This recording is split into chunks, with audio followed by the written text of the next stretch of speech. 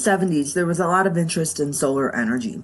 We went through the oil crisis, energy prices were high, and we did a lot of research on solar heating as well as other forms of energy.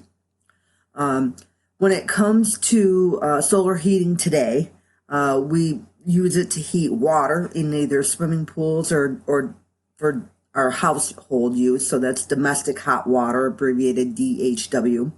And we can also use solar energy to heat our homes. It's not very widespread. Like I said, the tax credits ended in the 1980s after the oil crisis was being forgotten there. Not a great, not very widespread, not very much used. The greatest, well, for any solar heating system, there's three components. We have to have a way to collect the solar energy, we have to have a way to store the solar energy, and we want to distribute the energy to the area where it's needed. So your general system might look like this. You have a solar collector on the roof collecting the energy from the sun.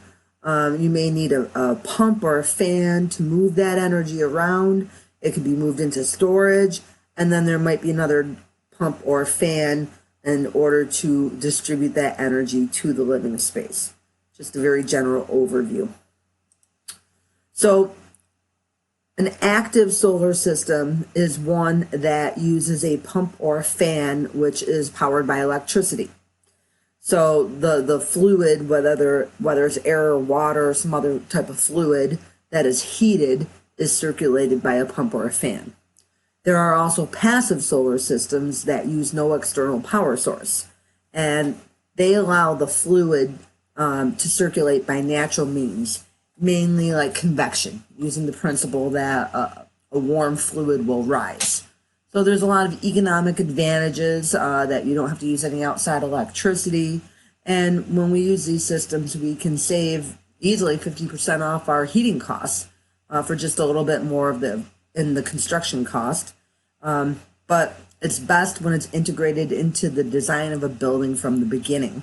Before you build it's hard to retrofit. So, hot water. Domestic solar hot water for our households is the most popular use of solar energy heating today. We do use, well, hot water is the most popular. Most of it's actually done heating swimming pools. Only a small percentage is hot water for our households. About 2 million homes in the United States are installed with domestic hot water systems, and they may cost between $3,000 and $5,000, even a little more. Sometimes there's government incentives or utility incentives. And so there's three basic domestic hot water systems. The first one is an active system that uses a flat plate collector. So active means it's going to have a pump to move the water around. There are batch water heaters that are fairly inexpensive and easy to set up. You can even do those as a do-it-yourself project. And then there are passive thermosiphoning systems. These are pretty advanced nowadays. So an active system with a flat plate collector. Flat plate collector is called a FPC.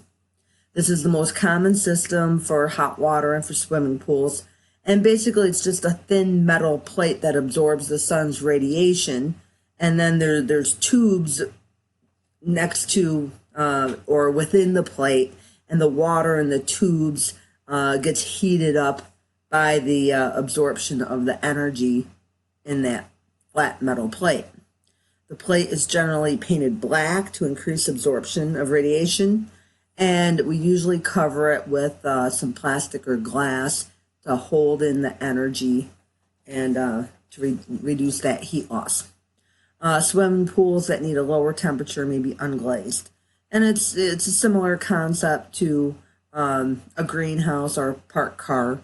We're heating water in a glass-covered container and holding that heat in. So the outside of the house might look something like this for a flat plate collector down here. And the glass serves two purposes. It's a radiation shield to trap heat emitted from the absorber plate, and it acts as a lid to suppress heat loss via convection. Okay, so this is a cross section of one of these flat plate collectors. So here